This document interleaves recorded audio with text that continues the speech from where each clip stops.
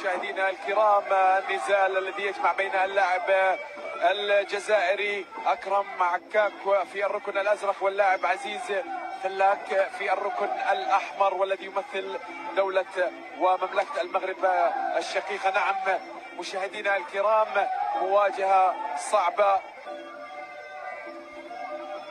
شوف التحركات، تيب ممتازة من اللاعب عزيز يحاول يأمن فيها المسافات، وكي بيميني كان جميل، ومحاولة من اللاعب أكرم من أيضا التقدم وتوجيه بعض الهجمات، ركلة على مستوى الجسد قوية الجسد، هذه اللكمات، وتقدم من اللاعب المغربي حتى الآن هو الذي يدير النزال لصالحه.